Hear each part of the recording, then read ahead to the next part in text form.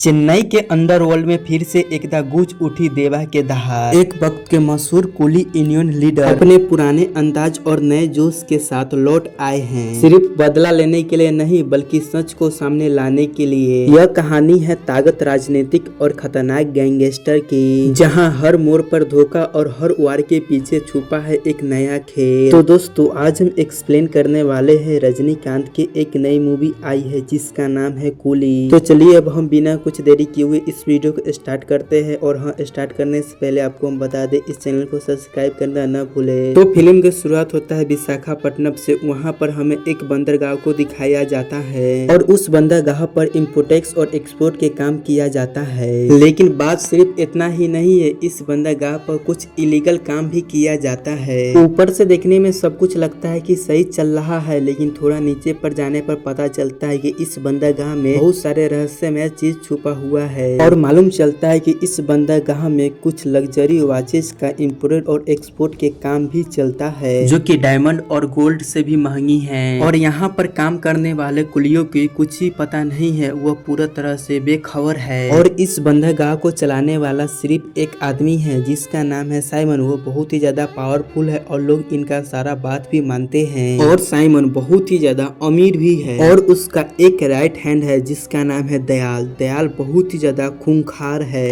और वो किसी से भी नहीं डरता है। और उसे लगने लग जाता है कि इस बंदरगाह में कोई भी एक कुली पुलिस का खबरी है तो उसे जान से मार डालता है। इसी वजह से यहाँ पर काम करने वाले जो कुली है वो दयाल से बहुत ही ज्यादा डर कर रहता है, क्योंकि दयाल जो है वो बहुत ही ज्यादा सनकी है, वो किसी भी वक्त कुछ भी कर सकता है। इसी वजह से हर एक कुली उसका बात को मानता है। मतलब कि यहाँ पर जो भी कुली काम करता है उसका कंट्रोल दयाल ही करता है। फिर इसके बाद कहानी शिफ्ट होता है चेन्नई में और वहाँ पर हमें एक देवराज आदमी को दिखाया जाता है जिसे सभी लोग प्यार से देवा कहकर पुकारते थे। मालूम चलता है कि देवा के एक बहुत ही बड़ा मेंशन है जिसमें सभी लोग किराया देकर रहते हैं। लेकिन इस मेंशन के खास बात यह है कि यहाँ पर स्टूडेंट को 3 गुना कम किराया देना पड़ता है। लेकिन उसको यहाँ पर रहते हुए बहुत सारे नियम कानून को फॉलो करना पड़ता है। पर यहाँ पर भी देवा को सभी लोग बहुत ही ज्यादा प्यार करते हैं और उससे डरते भी है। लेकिन देवा यहाँ पर 20 साल से शराब नहीं पिया है और इस मेंशन में शराब अलाउ भी नहीं है। कुछ देर के बाद देवा को मालूम चलता है कि उसका दोस्त राजशेखर का मौत हो चुका है। और यह बात सुनकर देवा पूरी तरह से हैरान था, क्योंकि राजशेखर उसका एक जिगरी दोस्त था। फिर देवा राजशेखर के वहाँ पर जाता है तो देवा के एक प्रीति नाम की लड़की से मुलाकात होता है और वह प्रीति कहती है तुमको यहाँ पर कोई जरूरत नहीं है, तुम्हें यहाँ से चले जाना चाहिए। तो इस तरह से प्रीति देवा के बेइज्जती कर उसे यहाँ से भेज देता है। फिर मालूम चलता है कि राजशेखर के 3 बेटी है जिसमें से प्रीति सबसे बड़ी है और वो होशियार भी है। फिर दूसरी तरफ देवा राजशेखर का रिपोर्ट को देखता है जिसमें देवा को पता चल जाता है कि उसका एक काटर से आया था जिसकी वजह से राजशेखर का मौत हो गया है। लेकिन उसको यहाँ पर थोड़ा डाउट होता है। फिर वो प्रीति से आउट ऑफ का रिपोर्ट मांगता है। फिर उसके बाद दोनों को जब मैच करता है तब जाकर देवा को यहाँ पता चलता है कि राजशेखर का ऐसी ही मौत नहीं हुआ था बल्कि उसका मर्डर किया गया है। किसी ने राजशेखर के छाती पर बहुत ही ज्यादा वार किया था, इसीलिए वो काटिया से अरेस्ट आया था। फिर इसके बाद देवा राजशेखर के कातिल को खोजने के लिए यहाँ से निकल पड़ता है। लेकिन यह इतना आसान नहीं था, क्योंकि देवा राजशेखर से 30 साल से अभी तक नहीं मिला था। और अब जब उसका अचानक से मौत हो गया तो अब उसका पूरा सच्चाई को कैसे निकाल पाएगा।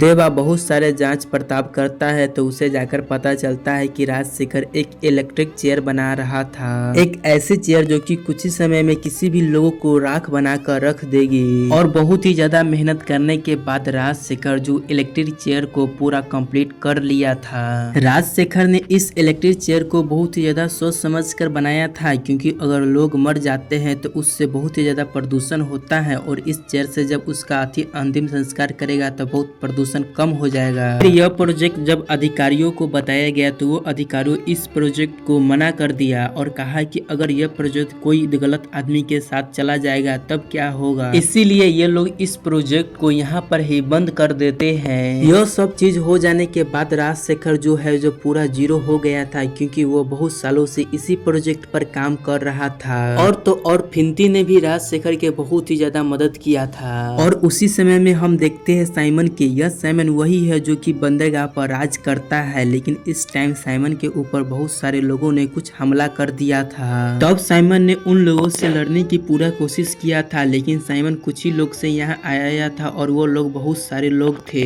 लेकिन साइमन के साथ दयाल भी था। फिर दयाल और साइमन मिलकर बहुत सारे लोगों को मार गिराता है। इससे 20 से 25 लाशें गिर चुके थे। तब साइमन यही सोच रहा था कि इतने सारे लाशों को वो ठिकाना कैसे लगाए, इतनी सारी डेड बॉडी को डिस्पोज कैसे किया जाए। तब साइमन को राजशेखर के उस इलेक्ट्रिक चेयर के बारे में मालूम चलता है जो कि लाशों की चुटकी में राख बनाकर रख देता है। फिर वो तुरंत जाके राजशेखर के पास पहुंचता है, लेकिन राजशेखर उससे बताते हैं कि उसका इलेक्ट्रिक चेयर पर बैन लग गया है और सरकार ने उसके अपने साथ ले गया है। लेकिन राजशेखर फिर से साइमन के लिए उस चेयर को बनाता है और मजबूरी में राजशेखर को साइमन के लिए काम करना पड़ता है। अगर राजशेखर मना कर देगा तो साइमन राजशेखर के पूरी फैमिली को जान से मार देगा, जिस वजह से राजशेखर को साइमन के लिए काम करना पड़ता है और बदले में राजशेखर को बहुत सारे पैसा भी मिलता है, जिससे उसका फैमिली वाले भी बहुत ही ज्यादा खुश से और राजशेखर की काम इसी तरह चलता रहता है। और पिछले कुछ समय से राजशेखर साइमन के लिए ही काम किया करता था और उसको अचानक से मौत हो जाता है। उसके कहानी प्रेजेंट में आ जाता है और अब मालूम चलता है दयाल जो है जो कि कुलियों को मारता रहता है और वो ऐसा लोगों को मारता है जो कि पुलिस का इन्फॉर्मल हो और वह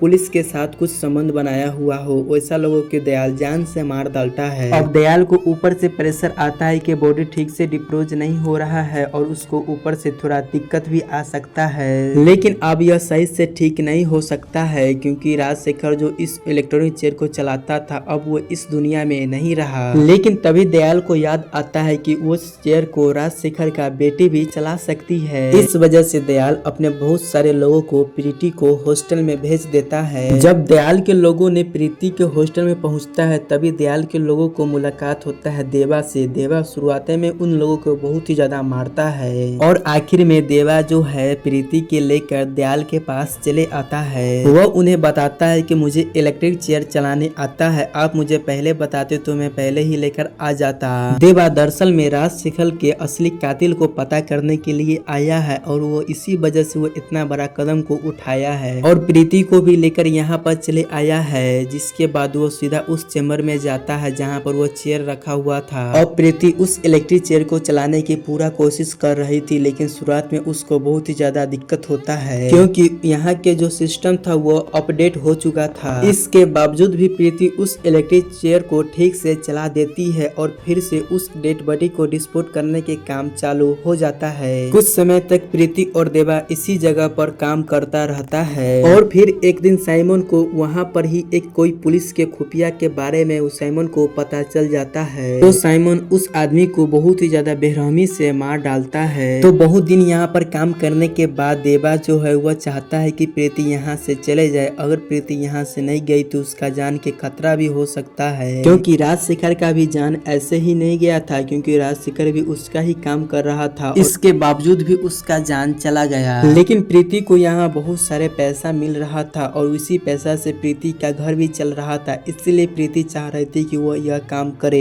लेकिन देवा उसको समझाने की कोशिश करता है कि हम यहाँ पर तुम्हारे पापा को कातिल को खोजने के लिए आए हैं, बल्कि पैसा कमाने के लिए नहीं। और यहाँ पर एक बात और पता चलता है कि देवा ने राजशेखर के बहन से शादी की थी और दरअसल में हमें पता चलता है कि देवा जो है जो प्रीति का फूफा लगेगा। अब साइमन जो है वो देवा को यहाँ पर बुलाता है और साइमन देवा से कहता है कि मैंने तुम्हें पहले कहीं देखा है, लेकिन अब यह बात छोड़ो, फिलहाल तुझे मुझसे एक बहुत ही बड़ा काम करवाना है। और साइमन यहाँ पर बताता है कि आज मैंने जिस आदमी को मारा है वो कोई और नहीं बल्कि मेरा खास आदमी 8 साल से जो मेरे लिए काम कर रहा था वो था दयाल, और आज मैंने उसे बहुत ही ज्यादा बेरहमी से मारा हूँ और मैं ये नहीं चाहता हूँ कि तुम उसका डेड बॉडी को भी डिपोज करो, लेकिन मैं ये नहीं चाहता हूँ कि तुम उसका भी बॉडी को उस इलेक्ट्रिक चेयर पर डिपोज करो, बल्कि मैं यह चाहता हूँ कि तुम उसका बॉडी को दफनाओ ताकि अगली बार से कोई और भी आदमी बनकर इन्फॉर्मेशन आए तो ये उसका डेड बॉडी देखकर सतर्क हो जाए। और अब यहाँ पर देवा और प्रीति दयाल के डेड बॉडी को दफनाने के लिए जाते हैं और इन दोनों ने मिलकर दयाल के डेड बॉडी को दफना भी दिया था। तभी अचानक से दयाल धरती के अंदर से चीर कर निकलता है बाहर, जिससे यह मालूम चल जाता है कि दयाल जो है जो अभी भी जिंदा है। जब यह सब चीजें देवा ने देखा तो देवा थोड़ा सा चौंक गया और देवा तुरंत साइमन को कॉल लगाया और साइमन से बताया कि दयाल अभी भी जिंदा है। तो साइमन ने यहाँ देवा से कहा कि अगर तुम दयाल को अभी तुरंत मार दोगे तो मैं तुम्हारे लिए बहुत कुछ करूंगा। जिसके बाद साइमन को ऐसा ही लगा था देवा जो है वो दयाल को मार डालेगा, लेकिन दयाल तो देवा के सामने भीख मांग रहा था अपनी जान के।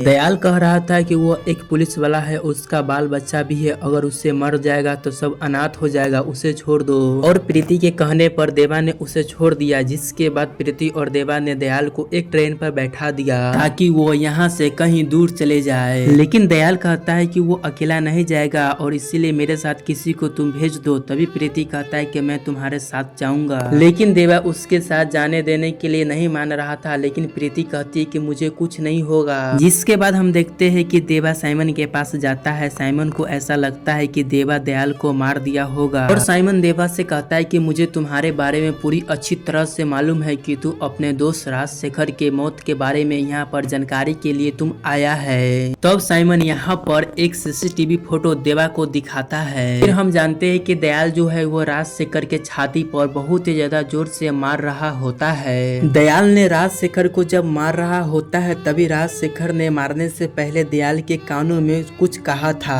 और यह सब बात जो है वो देवा को जानना है कि आखिरकार दयाल के कानों में राजशेखर ने क्या कहा था। और फिर हम दूसरी तरफ देखते हैं कि दयाल ने तो एक छुपा रुस्तम निकला, उसने तो प्रीति को अपना बंधन बना लिया था और वो जिस ट्रेन से जा रहा होता है उसी ट्रेन के लोकल पायलट को उसने मार डालता है। अब दयाल यहाँ पर देवा को कॉल करता है और देवा को धमकी देता है कि अगर तूने अब मेरा बात नहीं माना तो मैं बता दूंगा साइमन को कि मैं अभी भी जिंदा हूँ और वो तुझे जान से मार देगा। और तो और देवा ने दयाल से पूछ लिया था कि राजशेखर ने तुम्हारे कान में क्या बोला था। दयाल ने भी देवा को हकीकत बता दिया था कि राजशेखर ने उसके कान में क्या बोला था। वो उससे बताता है कि राजशेखर ने मेरे कान में पावर हाउस बोला था। और यह बात सुनने के बाद हमारा हीरो तो सीधा फ्लैशबैक में पहुंच जाता है और मालूम चलता है कि 30 साल पहले हमारा हीरो यानी कि देवा एक यूनियन लीडर रहा करता था। वो एक कुली था और उस समय में भी यह लोगों के लिए लड़ता था, लेकिन शराब के गंदी आदत लगने के वजह से उसका काम भी बिगड़ गया और राजशेखर ने उसे एक दिन कसम भी दिया कि तुम इस शराब को छोड़ दो और तभी से राजशेखर ने उस शराब को छोड़ दी थी। और फिर कहानी प्रेजेंट में चले आता है और यहाँ पर पता चलता है कि दयाल के पास प्रीति है और प्रीति यहाँ पर बिल्कुल भी सेफ नहीं है, जिस वजह से दयाल जितने भी काम देवा को कहता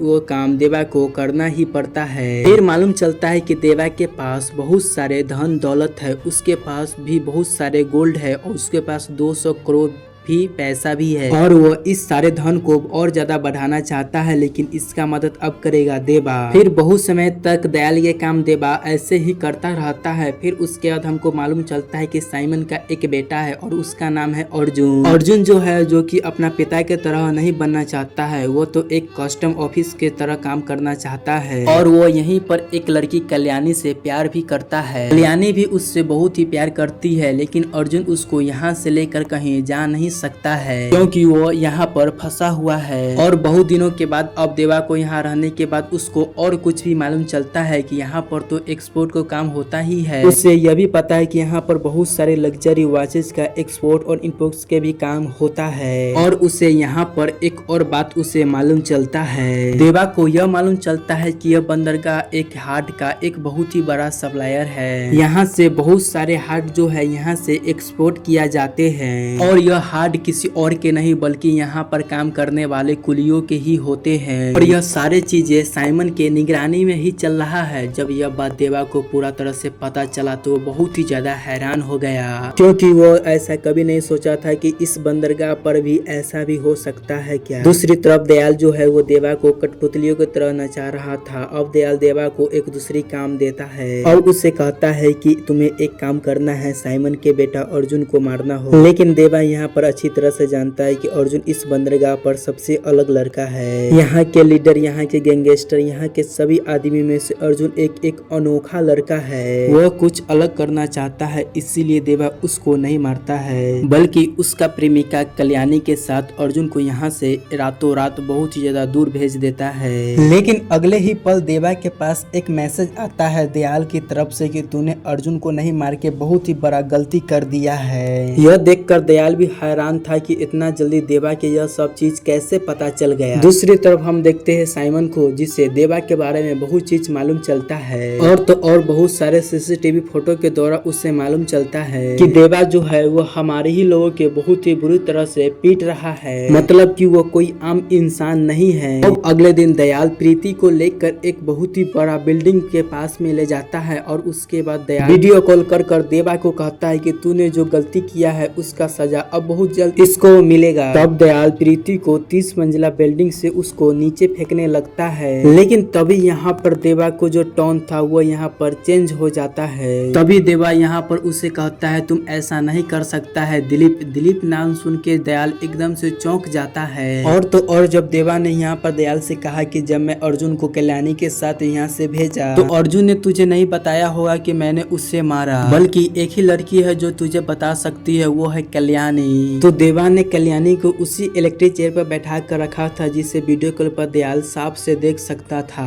दरअसल में हमें यहाँ पर एक और बात पता चलता है कि जो कल्याणी है वो दयाल की बीवी है। यह बात तो देवा को बड़ी अच्छी तरह से मालूम चल गया था। जब यह बात दयाल को मालूम चला तो यह बात सुनकर दयाल चौंक गया, जिस वजह से दयाल को न चाहते हुए भी उसके प्रीति को छोड़ना पड़ता है। और यहीं पर राजशेखर के दोस्त के द्वारा पर यहाँ मालूम चलता है कि उसका कुली नंबर 5827 है और उसने यह भी कहा कि अगर तुम्हारे टेलीफोन पर कोई कॉल किया और यही पासवर्ड वो दोबारा से बोला तो तुम समझ जाना कि वही तुम्हारा औलाद है। राजशेखर ने तुम्हें यह बात बताने की बहुत ही कोशिश किया। जब वो साइमन के अंडर में काम किया करता था तब उसे लगता था उसका जान के खतरा है। तुझे बताने की पूरा कोशिश किया, लेकिन उसको डर था कि तू फिर से कहूँ पीना शुरू न कर दे, इसी वजह से तुमको यह बात नहीं बताई। जिसके बाद देवा यहाँ से चले जाता है। उसके बाद हम कल्याणी को देखते हैं जो कि वो उसी इलेक्ट्रिक चेयर पर बैठा हुआ था और वहाँ पर अर्जुन भी था। अर्जुन उससे कह रहा होता है कि तूने मुझे इतना बड़ा आखिरकार धोखा क्यों दिया। जिसके बाद कल्याणी यहाँ पर रोने लग जाती है और बताते है कि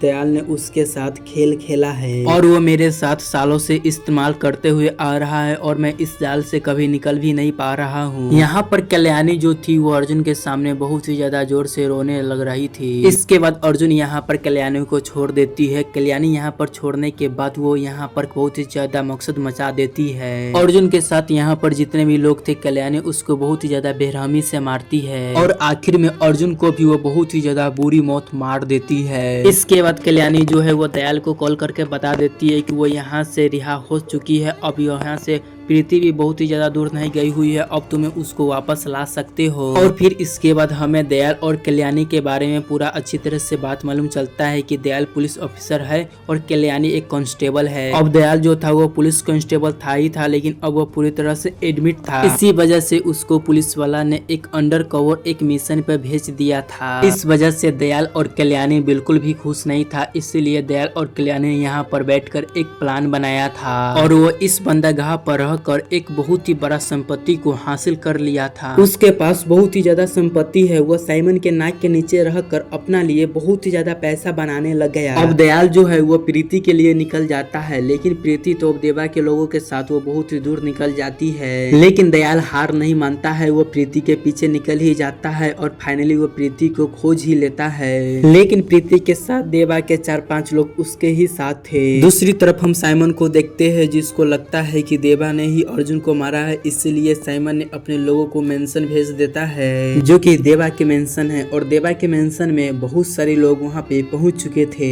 और इन सभी लोगों की खबर देवा तक पहुंच चुकी थी कि उसका पास उसका मेंशन आया है। लेकिन मेंशन में यहाँ पर एक बहुत ही बड़ा प्रॉब्लम है कि प्रीति के जो बहन है वो इसी मेंशन में ही आया है, जिस वजह से यहाँ पर कोई भी प्रॉब्लम न हो, इसीलिए देवा उस जगह पे पहुंच जाता है और साइमन के लोगों से लड़ाई करना स्टार्ट कर देता है। लेकिन यहाँ पर साइमन के लोग बहुत सारे थे। लेकिन यहाँ पर हमारे हीरो रजनीकांत यानी कि देवा उन सभी लोगों को बहुत ही ज्यादा बुरी तरह से मार रहे थे। फिर उसके बाद यहाँ पर देवा थोड़ा कमजोर पड़ रहा था, तभी यहाँ पर एंट्री होता है कन्नड़ सुपरस्टार उपेंद्र की। उपेंद्र देवा के साथ मिलकर साइमन के लोगों को बहुत ही बुरी तरह से मारने लग जाता है। दूसरी तरफ हम देखते हैं प्रीति को, जो कि अपने जान बचाने की कोशिश कर रही होती है, लेकिन उसके पीछे तो दयाल पड़ा हुआ था और वह किसी भी हालत में प्रीति को चाहता था। अगर उसके पास प्रीति आ गया तो सारा सिस्टम ही उसी के पास आ जाएगा। फिर उसके बाद जब प्रीति को लगने लग गया कि अब उसका खतरा है, तो फिर उसके बाद प्रीति को अपने पिता राजशेखर के एक बात याद आता है कि जब भी वह खतरा में पड़े तो उसको एक टेलीफोन नंबर पे कॉल करना है और उन्हें कुली नंबर 5821 बताना है। फिर उसके बाद प्रीति तुरंत उस कुली नंबर पे कॉल लगा देता है। उसके बाद कॉल उठाता है हमारा देवा। देवा जब कॉल उठाता है तो उधर से प्रीति कहती है कि मेरे पिताजी ने आपको कॉल करने के लिए कहा था और मैं नहीं जानता हूँ कि आप कौन है, लेकिन मेरे पिताजी ने बोला था कि मैं आपको कुली नंबर बताऊं। यह बात सुनने के बाद देवा को मालूम चल जाता है कि उसकी औलाद कोई और नहीं बल्कि प्रीति ही है। लेकिन अभी प्रीति की जान खतरे में है और वह ट्रेन में है और उसके पीछे अभी दयाल पड़ा हुआ है। प्रीति अब चेन्नई के एक स्टेशन पे पहुंचने वाली थी। अब उसका दयाल से पीछा छूट गया था, लेकिन उसके पीछे कल्याणी लग गई हुई होती है। लेकिन अब दयाल के पास एक दूसरा रास्ता था। अब वो साइमन के कॉल करता है और वो साइमन के बता देता है कि इन सब के पीछे किसी और के नहीं बल्कि देवा के हाथ था और देवा ने ही अर्जुन को मारा है और बाकी सभी लोगों को।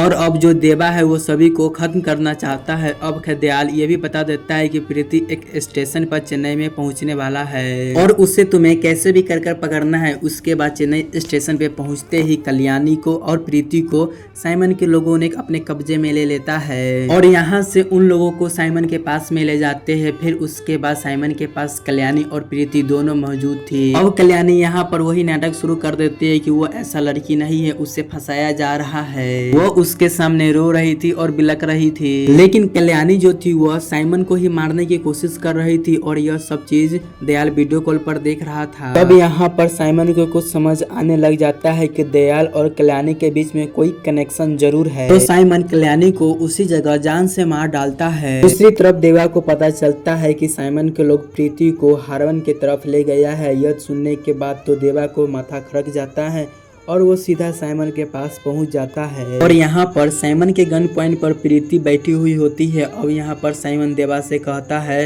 कि तूने अर्जुन को मारकर बहुत ही बड़ा गलती किया है और तू क्या जानेगा कि औलाद के मरने के बाद दुख क्या होता है। उसके बाद साइमन प्रीति को ऑपरेशन रूम में भेज देता है और साइमन कहता है कि तुम मेरे कहने पर इस लड़की का हार्ट निकाल देना। उसके बाद देवा अपनी स्टोरी बताने लग जाता है। 30 साल पहले मैं कुलियों को लीडर रहा करता था और मैं 300 कुलियों एक साथ काम किया करते थे और मैं कुली के लिए कुछ भी कर सकते थे। हम नॉर्थ इंडिया के तरफ जाकर काम किया करने लग गए थे और हमारा फिक्र करने वाला कोई भी नहीं था, सिर्फ राजशेखर था जो कि हमको फिक्र करता था और वो मुझसे बहुत ही ज्यादा प्यार करता था और वह मेरा ध्यान बहुत ही अच्छा तरह से रखता था। और उसके पास जो एक बहन थी जिससे वो जान से भी ज्यादा प्यार करता था, उससे मेरी शादी करा दी। और फिर एक काम के लिए सेठ ने हमको विदेश लेकर गया और हम क्या करते थे हमें ही नहीं मालूम चलता था और सिर्फ हम उठाने और रखने के काम करते थे और कुछ भी नहीं मालूम चलता था। और एक दिन हम लोगों को मालूम चलता है कि उस बॉक्स में ड्रग्स था। उसके बाद 300 कुलियों को पुलिस ने अरेस्ट कर लिया था और उसके बाद हम सभी कुलियों अपराधी बन गए थे। उसके बाद हमारे सेठ ने कहता है कि 300 में से 100 कुलियों भी इस बात को कबूल कर लिया